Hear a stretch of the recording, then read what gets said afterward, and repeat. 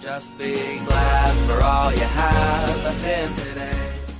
Hey everyone, Connie here, and welcome to my blind reaction to One Punch Man, Season 2, Episode 6. So yeah, we're here with another episode, and yeah, so far, as I've been saying, it's been a great ride. We've gotten started on the tournament, and kind of going in some of the directions I thought it would. Obviously I expected Saitama to not have any trouble, but it's like I expected the only female competitor to get a little further. Instead of being taken out in the first round. That's a little disappointing, if I'm being honest. Um, but this martial arts tournament plot line seems to be focusing more on this one other character, Suryu or something like that is his name, Suryu. Um, his introduction is in this arc, and I don't know exactly what they're going to do with him, because I don't think he's just going to be for the tournament, but I guess we'll see. And meanwhile, we still have the stuff going on with Garo. Garo decided to spare Metal Bat after his little sister came in, and that is one thing that I've noticed with Garo so far. Maybe I'm just looking too deep into it, but you notice how the kid in the park, who he had, I guess you could say, become friends with, he didn't do anything to even attempt to attack him or hurt him, even though this kid is very clearly a massive fan of heroes and hero culture.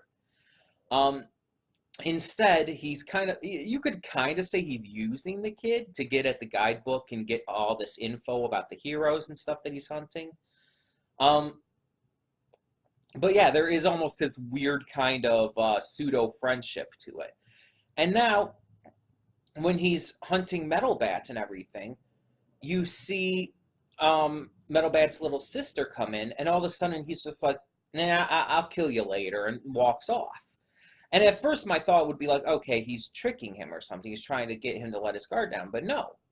He just, he goes. Garo leaves. For some reason, maybe Garo has this thing about children. Maybe he sees children as innocent in all of this, as not inherently for the hero society that he believes are unfair, but also not necessarily also on his side, just kind of like this neutral territory, and as such, he doesn't have this like this desire to take them out.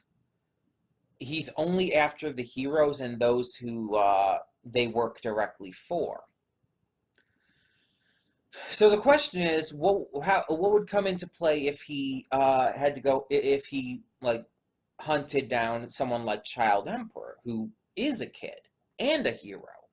Would the hero aspect of that just overtake the fact that Child Emperor is a kid? I really am curious about that. And again, I might be looking too much into this. He might not like have this thing about kids like I'm thinking he does.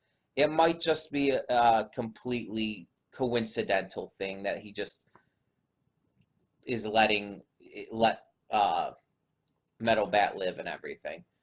But meanwhile, we also have the rise of this League of Monsters, this monster association, which Garo has already completely refused to join at all, though that could possibly change. So we saw a couple monsters who are apparently part of this association. The centipedes are apparently part of it, as Centauro answers directly to Phoenix Man, and I assume the centipedes' partners were part of it too. We see a bunch of monsters attacking all at once who are a part of it, including this dominatrix-like looking chick who ends up being confronted by Blizzard. And yeah, it's just like, okay, so the very concept of a monster association to kind of combat the hero association is a fantastic idea. It's a great concept. It really works, and it really comes across as, a proper antithesis. Because in all of these kind of hero stories, you have to have that antithesis. That is literally how these things go. And with One Punch Man being a parody on heroes, as well as shown in anime, but especially of heroes and hero stories, you know they're going to have that antithesis in there. And with monsters, the generalization of monsters being the main enemy of heroes in this universe, having a monster association is what works. It's basically the Legion of Doom to the Justice League, and so on and so forth as examples. It's that kind of concept. It's all of these villains coming together to combat the heroes who also work together from time to time. And we see that even in this series. We see that the heroes are willing and able to work together, that they're very willing and, again, very able to be partners whenever the situation calls for it. So to see these kind of situations where the villains have to team up as well, like we saw multiple villain team up, like the two electrical villains, the geisha-looking chick and the one that kind of looked like the Pokemon Whiscash. Those two were teaming up, and maybe on normal circumstances they wouldn't, but as part of this monster association, they're doing so for this, well, purpose, for the sake of taking down these heroes. Now the question is, what is the goal here? Why are they doing this? Why are all of these monsters being sent out to attack pretty much at once? Why are they all being sent out? Why are they all attacking? Why are they all doing this? All now? That is the big question. Is it because Garo's shaking things up in the hero world? Is it because of other circumstances? The big threat that occurred with the alien at the end of season 1, whose name Lord Boros. I was thinking I couldn't think of his name for a second there. Because now I'm starting to consider the fact that maybe Garo isn't the threat. Because see, at first in season 1, I thought that Lord Boros was the threat I was talked about. Then in this season, we find out that's actually not the case, that the prophecy has yet to come true. And so then, of course, the next thought goes to Garo, having become kind of the main antagonist. But now we're being introduced to this monster association. And I kind of start to wonder, maybe this threat, this world-ending threat, is a monster. And not just a monster, but maybe a king of monsters. And no, I'm not talking about Godzilla here. Maybe whoever is leading this monster association is the world-ending threat, and not just by its own power alone, but by the fact that it's starting this association for monsters and that it's starting to act. Maybe the actions of this association are the world-ending threat. It's not just one being. It's the association itself, as stemming from the leader's command. That's the only thing I can think of at the moment. Unless it is Garo, but I don't think it is. I definitely think Garo is a major antagonist and one of the main villains right now, for sure. But I think it's kind of trying to throw us off a little bit. Yes, it's starting to introduce the concept of the monster association, but at the same time, I think it's still trying to make us believe that Garo is the biggest threat. And yeah, I'm just starting to think maybe that's not true. Maybe he's just not going to be as much of a main villain as I figured.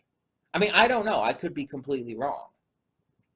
But the fact is that this season has gotten me theory crafting and thinking about this much more than season 1 ever did. That's because the story and the characters and just the writing is tighter than ever. maybe the art and animation isn't as great, but everything else is so top-notch that it confounds me when people say that they think that this season has been disappointing or that it's been underwhelming. It's like, are you really that obsessed with art and animation that you can't look past it and see how this season has been better in literally every other way?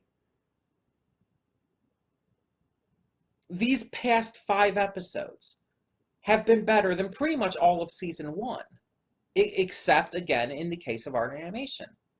And I know, it's like we're 6 episodes in and I'm still talking about this. And yes, I'm going to still talk about it because it is what the community around this series is talking about right now. Even still. I mean, granted, a lot less than they were at the beginning, but even still, they are still bringing it up. And I feel like at this point it's kind of becoming old because that entire idea of the series being bad because of that has been thoroughly disproven at this point. And granted, keep in mind, that is my opinion. If you think that this series, or season 2 rather specifically, has had negative points or has been bad in certain ways or just unenjoyable or unimpressive, then that's fine. That's fine. It's all opinion. But I just can't understand how anyone could find this disappointing at this point.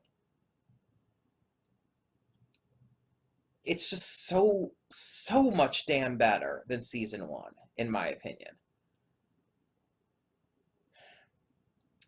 Now, I unfortunately do remember what the tiny little preview screen at the end of the last episode showed us, that Tatsumaki is appearing this episode. I don't remember the title of the episode, but I do know that Tatsumaki is returning to the series.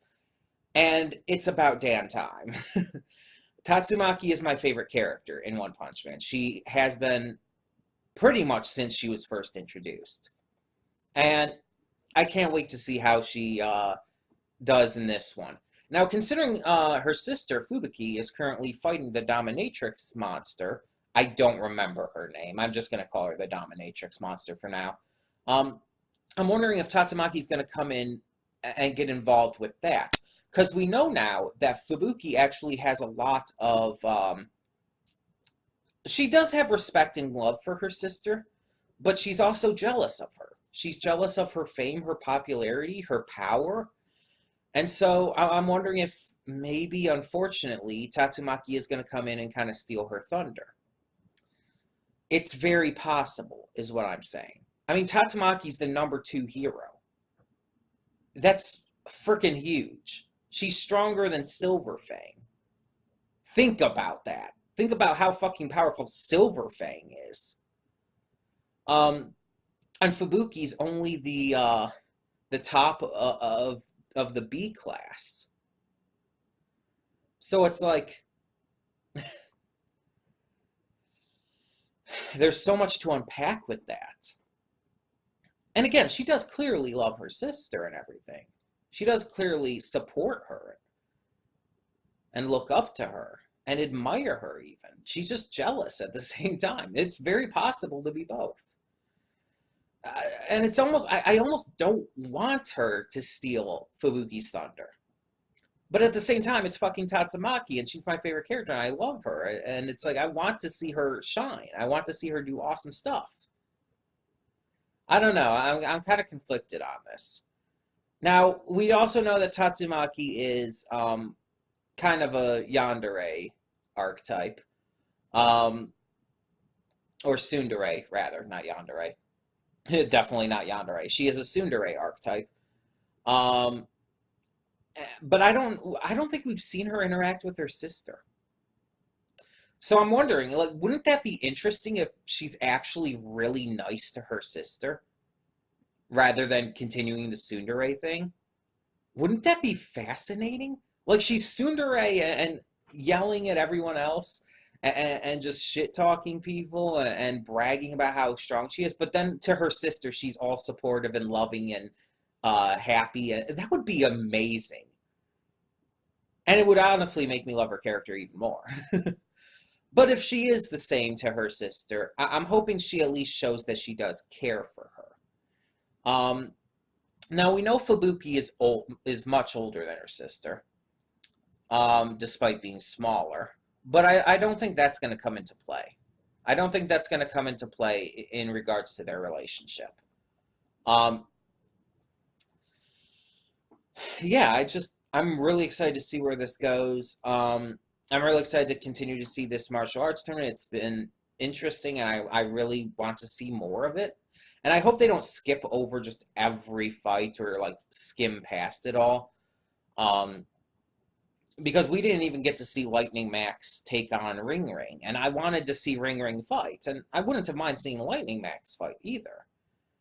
And it just kind of skimmed through past that fight. It's like, okay, we'll show the very beginning of the fight, then it skips to a different scene, and then we come back and the fight's over. And it's like, I wanted to see it. But yeah, it's just, I do hope they show more with that. Now, I have seen on Twitter, Saberspark, actually, if you haven't checked out his channel, please do. He's amazing. But one thing I definitely disagree with on him is our thoughts towards Season 2 of One Punch Man. And now, admittedly, he knows more about the series than I do in general because he is a manga and webcomic reader. I am not. I don't read those kind of things. It's not my thing. I am anime only. But he has been saying that it's really been disappointing.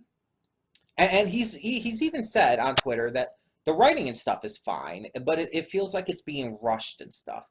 And here's the thing. I don't know how the manga is. I don't know how the manga is. I don't know how the webcomic is. I don't know if it would feel like it's rushed in that kind of context.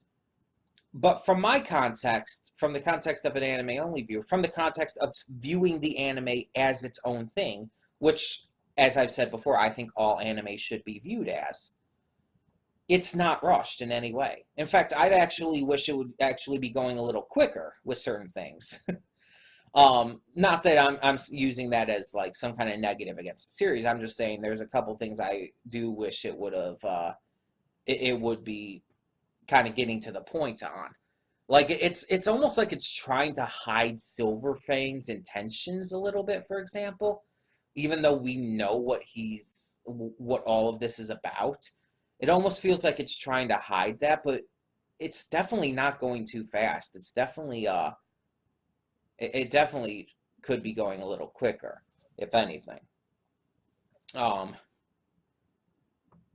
yeah. Overall, I just don't understand all the hate this season's getting, or even all the just apathy that people are showing towards it. I mean, I have almost nothing but praise to say about this. And it's definitely my second favorite of the season, following Carol and Tuesday. And honestly, the only reason it's below Carol and Tuesday is because of just how hype Carol and Tuesday has been. And that's honestly really surprising to me in the first place. I mean, yes, the trailer for Carol and Tuesday was phenomenal, and got me hyped in the first place, but I didn't expect it to be as fucking good as it is, in terms of its writing, characterization, comedy, etc., etc., etc. Excuse me. But either way, we've been talking about this way too long. I just noticed the recording timer. But there's a lot I did want to get out about this. There's a lot I did want to say. A lot of thoughts about where this might be going that I wanted to talk about, especially with the Monster Association and all. So it's not like I'm going to do this every week. But yeah, I think we should get on with this now and check out the episode. So when the screen fades to black, pause this redirect and go to the description below.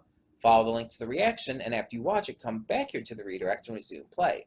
Because after it fades to black and then fades back in, everything from that point forward will be my afterthoughts and will contain spoilers to the episode. So that being said, thank you so much for tuning in, and I will see you at the reaction. Okay, and we are back, and we'll begin with spoilers in 3, 2, 1, now. Okay, so, well, let's talk about what I was most excited for this episode with first. Tatsumaki. So the little preview shot from last time showed Tatsumaki for this episode. And honestly, her part in this was very minor.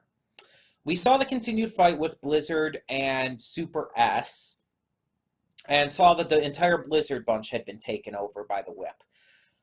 We saw Super S trying to whip the shit out of Fubuki and eventually succeeding, and holy shit, that was fucked up. Like, let me talk about that for a minute. Okay, so as I've mentioned before, I'm a Christian, and I have seen this movie. In fact, I own a movie called The Passion of the Christ, and it's an adaptation of,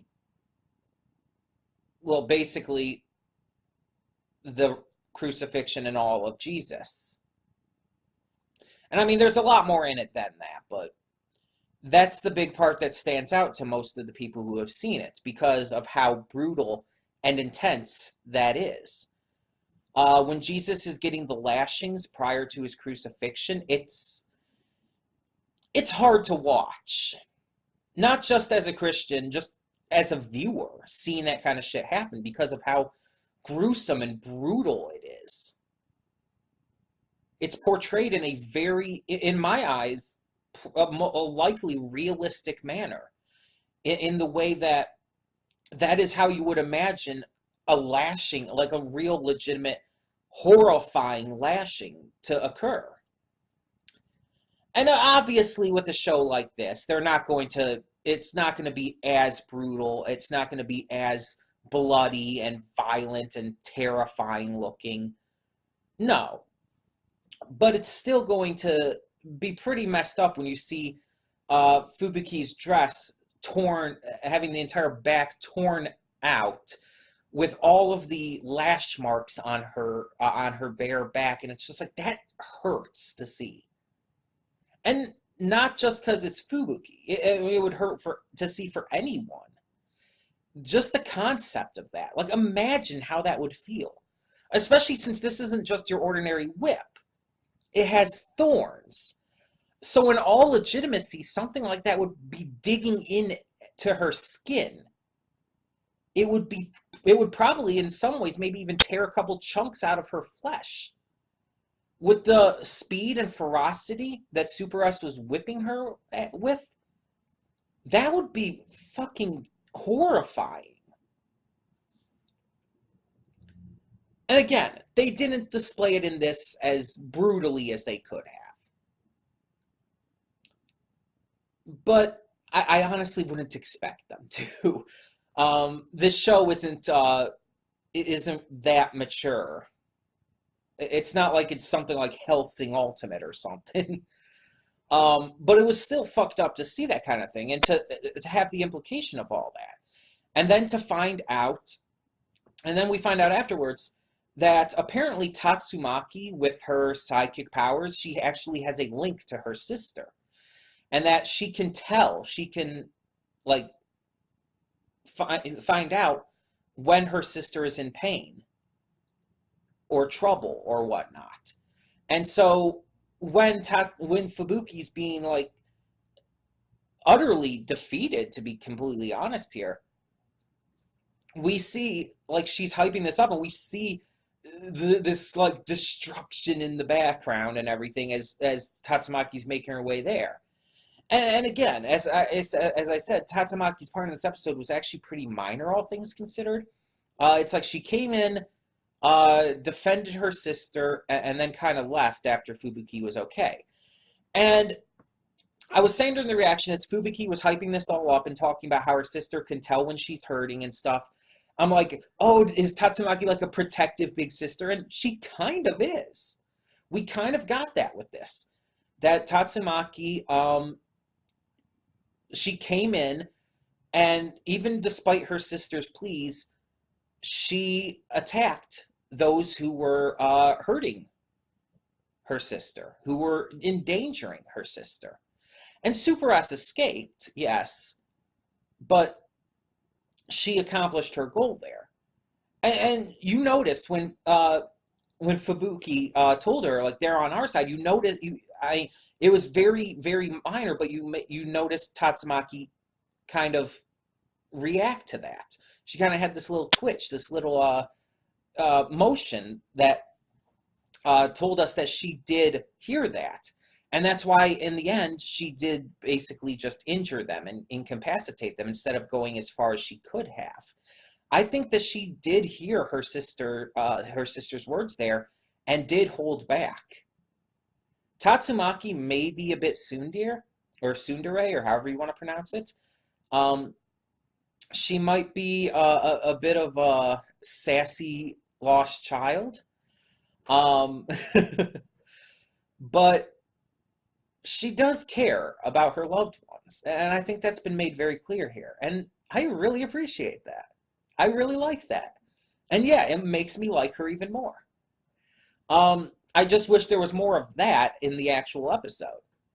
The martial arts stuff, we finally get to see Suiryu, or however it's pronounced. We finally get to see him fight, and he's definitely the strongest martial artist in the tournament. Because, Saitama's not a martial artist, even if he is pretending to be one. And he's definitely the only one who can really stand up to Saitama in any way, even though we know he can't. So the tournament, there's not really much to talk about. We see Sourface win. We see Snakebite Snack have this really deep moment, questioning the validity and necessity of heroes and stuff, which is really interesting because we were only really introduced to Snakebite Snack twice in season 1, and they were very minor appearances. The first time he was this pro who was kind of bringing Saitama and Genos into the world of pros when they first got accepted. And then he tried to do this rookie crushing thing on them because he felt they were disrespectful. And of course got his ass handed to him. And then, of course, there was the incident with the Sea King where he also got his ass handed to him. And both of those moments were brought up here. So it's interesting to see that they brought him back, for one, and for two, that they're actually doing something with his character.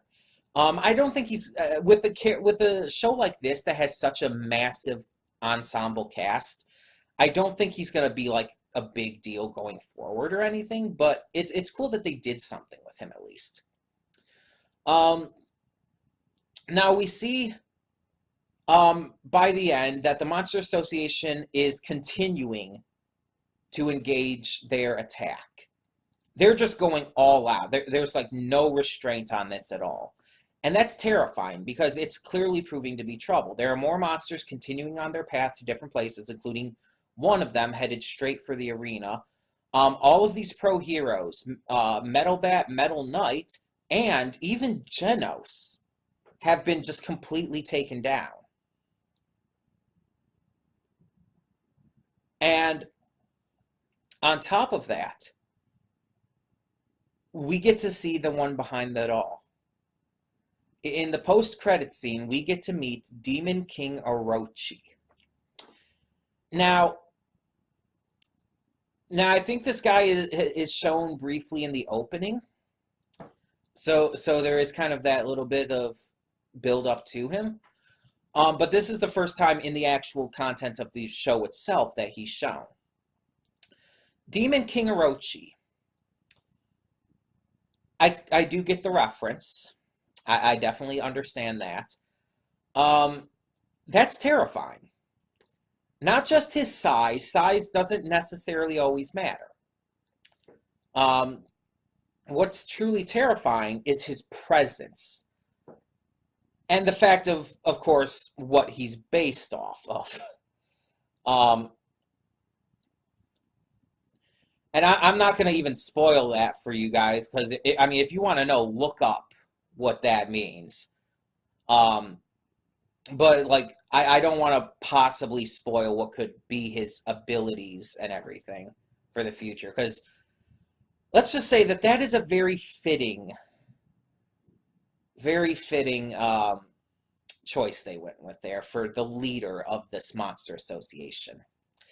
And in my pre-thoughts, I mentioned that maybe the leader of this association, with how big the Monster Association was being shown to be at the moment, or how powerful or whatever, um, I said in the pre-thoughts, I was thinking maybe the looming threat, the world-ending threat, is actually not Genos, but rather this Monster Association itself and the leader behind it, especially. And I think I might be right. I definitely think I might be on the. I might have hit the nail on the head with that one. Um, Obviously, if you read the manga or the webcomic or anything, if you know what's going to happen, no spoilers. But yeah, that's definitely kind of looking that way. Basically, shit's getting real. Shit is getting real. And as we see, Garo is also going after Watchdog Man. So that's fun. And Lightning Genji and all these other heroes are being taken down as well. And basically everything's going to shit. Everything's going to shit. Puri Puri Prisoner's breaking out of prison again. So this cat monster that's there is looking for him specifically, it seems. Yeah, this is getting real. It's like... This is season 3 of My Hero Academia real.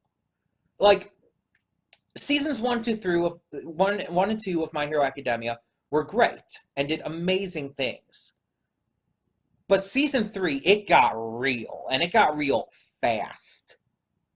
And that's exactly what One Punch Man is doing here. Because season 1 of One Punch Man, even though it did have the Sea King and Lord Boros, both of whom were shown and very well built up to be extremely powerful, both of them never felt like a real threat. And in this season, we get Genos, who doesn't really feel like a real threat, but we see that Saitama's probably the only one who can truly take him down. That he might even be strong enough to take on Silverfang himself, which is fitting, of course. I think the only other person who might be able to take him down would be Tatsumaki. Maybe the #1 hero, but we don't really know anything about him and haven't seen anything of him. Is he even around? Does he even really exist? That would be an interesting twist, kind of like going in with what King is all about and all. Maybe there is no real #1 hero. But it's like, who knows? Who knows at this point where that's going to go with Garo? But then we see all of this shit happening with the monsters, and we meet Orochi, and it's like, Garo is nothing compared to him. You could just tell instantly. The way Demon King Orochi is introduced is so telling.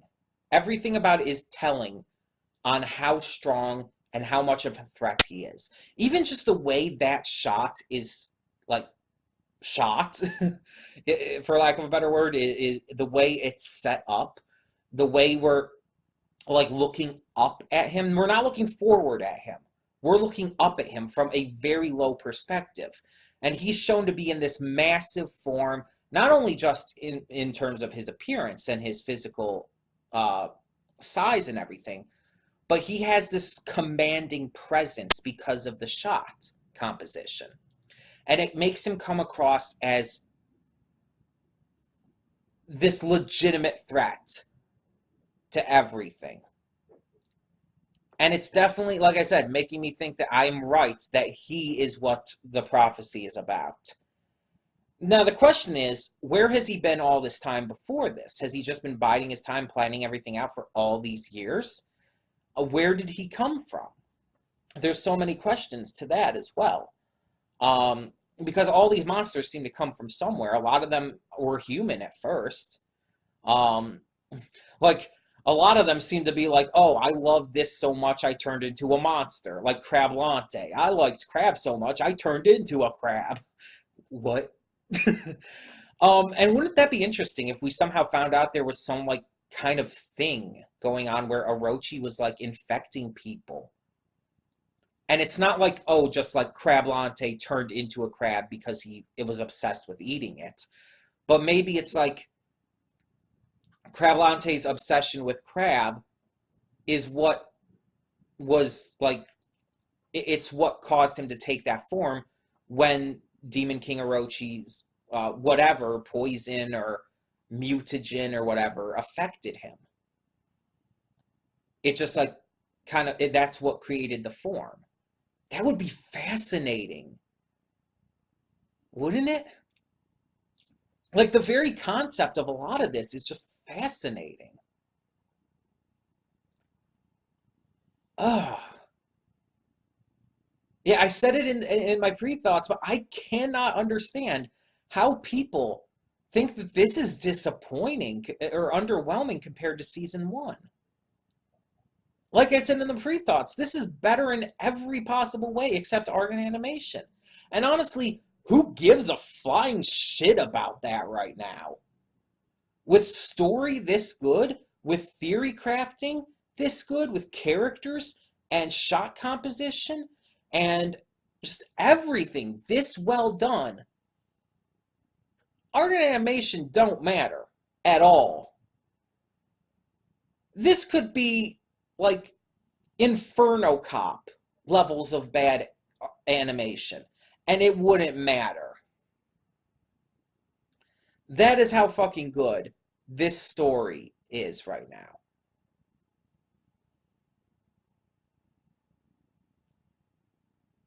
And I just hope it continues to be so.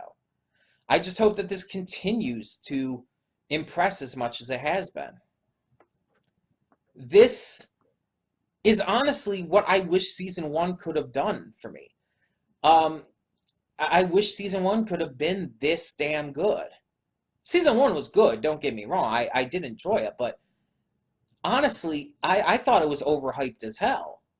And I think people were overhyping it because of the art and animation being so good. And that's all they were focusing on, because the story certainly wasn't as good. The characters certainly weren't as good as it is now. They were good. The comedy was great. There was a lot of great subversion of expectation. But this season's doing all of that times 100. The only thing that's worse is the art and animation. The only thing. The story's better, the characters are better, the writing in general, the dialogue, the pacing, everything. And as I've said, and I'll say again, my opinion, that is what I believe. If you disagree, that is fine. I do not expect everyone to agree, and honestly, I don't want everyone to agree, because that would take away individuality and just expression. People need to disagree on things, but the point is, I don't expect you to all agree with me. But this is my view, and obviously it's my video, and I'm going to share my view on the series. And while I think that people are allowed to have their own opinions, that doesn't mean I necessarily have to understand them. I don't understand. But hey, nonetheless, I am very much enjoying this. I think that this has the potential to be one of the best anime of the year, by far.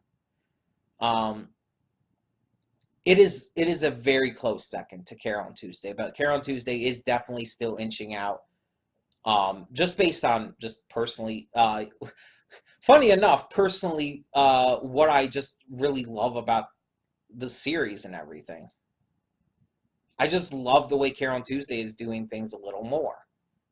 And which is interesting because I actually am super into superheroes. So it's really interesting that I'm getting much more into a music series. Which isn't a bad thing, either way. But either way, One Punch Man Season 2 is proving to be phenomenal. So much better than Season 1. And I really hope it stays that way. For now, tell me what you thought of this episode. What do you think of the continued attack by the Monster Association? What do you think of the continuation of the monster or of the martial arts tournament? What do you think of Tatsumaki, or Terrible Tornado's inclusion in this episode, and her protectiveness for her little sister? And of course, what do you think of our first appearance of the leader of the Monster Association, Demon King Orochi? Oh, I am so hyped for that. Tell me your thoughts on all of that and more in the comments below, and thank you so much for tuning in. For now, I'm Connie, and I'm signing off. See y'all next time. And though you've come through many obstacles,